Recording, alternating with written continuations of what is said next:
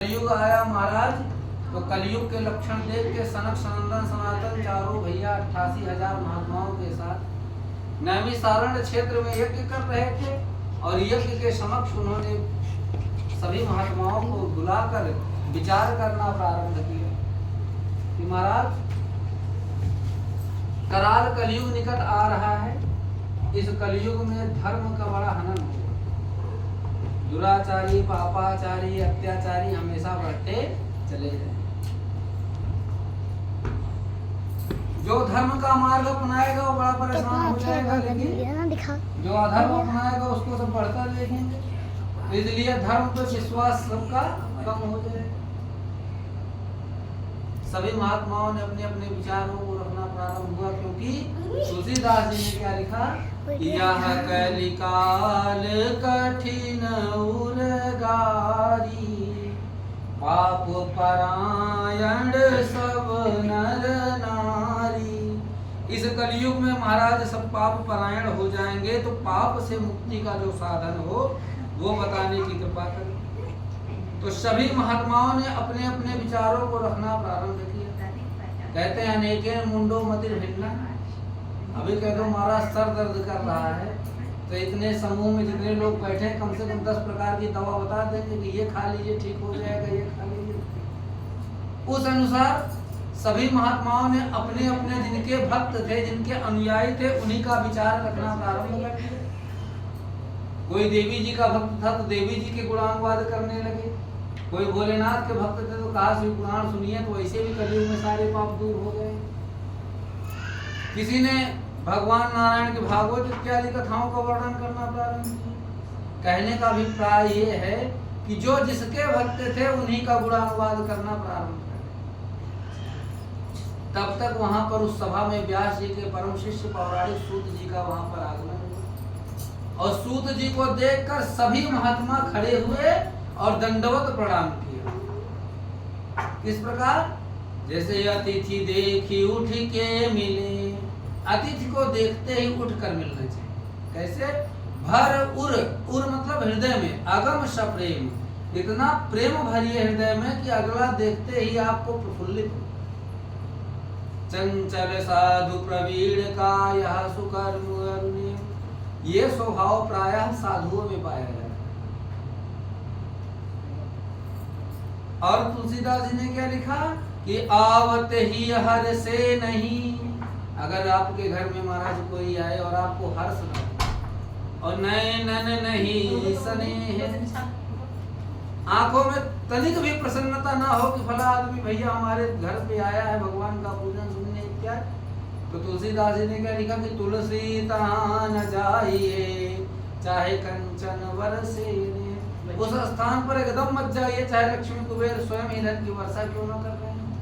यावत कहत पुकारते सकल सुने देखा। एक चीज ध्यान से सुनिए महाराज, हाथी दान करिए चाहे न करिए, हेम दान गज दान तो बड़ो दान सम्मान। अगर प्रेम से 2 शब्द बोल दिया तो हाथी के दान से भी बड़ा दान माना जाता है। और हाथी भी दान कर दो, अगर कोई महात्मा आया आप उससे प्रेम से बात न करो और उसके बदले में आप एक हाथी उसको दान कर दो, तो उसको हाथी उसको बेकार लगने लगेगी। कहा महाराज सब लोग ने सूत जी को जब प्रणाम किया तो सूत जी ने कहा महाराज आप हमको क्यों प्रणाम कर रहे हैं, हमारी अवस्था तो आपसे बहुत कम है। क्योंकि जो संत महात्मा थे वो थोड़े आयु के थोड़े थे। कई चतुर्युग बदल गए, कई ब्रह्मा बदल गए, कई इंद्र बदल गए, लेकिन अपने मंत्र जाप मम दृढ़ विश्वासा पंचम भगति सुवेद प्रकाशा। कहते महाराज पूजा पाठ मंत्र जप से होगा क्या? अरे महाराज मंत्र का तो जप करके मार्कंडेय जी ने अपनी आयु बढ़ा ली। अपने मंत्र का जप का इतना प्रभाव होता है कि आपकी आयु उसी पर रुक जाएगी। महाराज उसी उम्र के वही दिखेंगे। सभी महात्मा जब तप करने बैठते थे, जिस अवस्था में बैठते थे, तब पूरा होने के बाद फिर उसी अवस्था को प्राप्त कर लेते हैं। तो अपने तप के बल पर कई हजार वर्षों से जीवित हैं। कहा महाराज आप हमको क्यों प्रणाम कर रहे हैं? तो संकादि महात्माओं ने बड़ा सुंदर उत्तर दिया। बहुत व्यक्ति भ्रम में रहता है कि हमको प्रणाम किया जा रहा है। हमारे संस्कार बताते हैं, माता पिता ने संस्कार दिया शुरू से कि जो उम्र में बड़ा हो उसे प्रणाम किया जाए। हमारी लालच ने ये जन्म लिया कि जो हमसे धन में बड़ा हो उसे प्रणाम करो। हमारे डर ने ये जन्म लिया कि जो हमसे बल में अधिक बड़ा हो उसे प्रणाम करो। लेकिन हमारा धर्म क्या कहता है कि तेने सर्वे ज्ञान वृद्धा। सबसे बड़ा कौन है?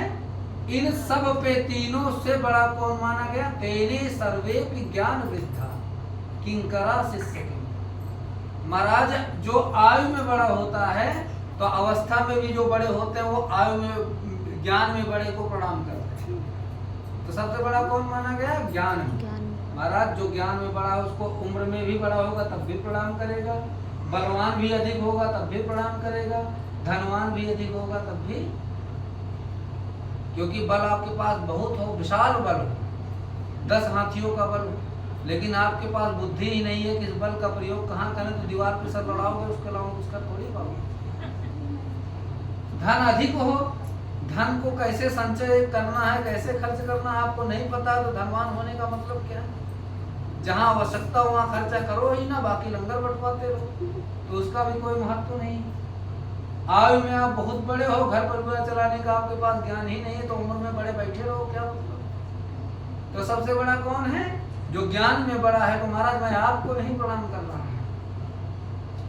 अज्ञान ध्वंत विध्वंस कोटि सूर्य समप्रभा। ये सूर्य भगवान निकलते हैं तो संसार के अंधकार को नष्ट कर देते हैं, इसमें तनिक भी संदेह नहीं।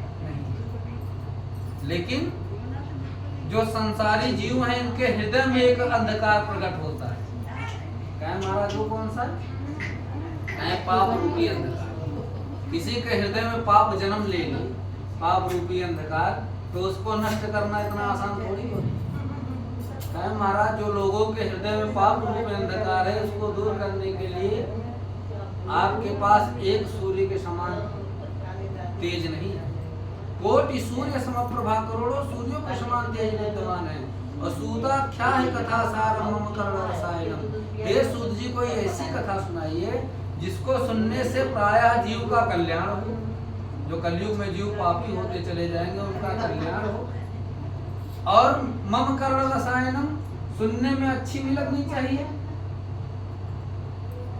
क्योंकि कलयुग के लोग भैया ऐसे होंगे कि न भगवान का नाम जपेंगे, वह भगवंत कथा न रुचेगी जिन्हें नहीं शास्त्र की बात पे ध्यान धरेंगे, और पढ़ के अंग्रेजी कहावेंगे साहब होटल में मदपान करेंगे, करखंडन तीर्थ मंदिर का नहीं पुण्य कथा और गान करेंगे, अवला तन देख जवान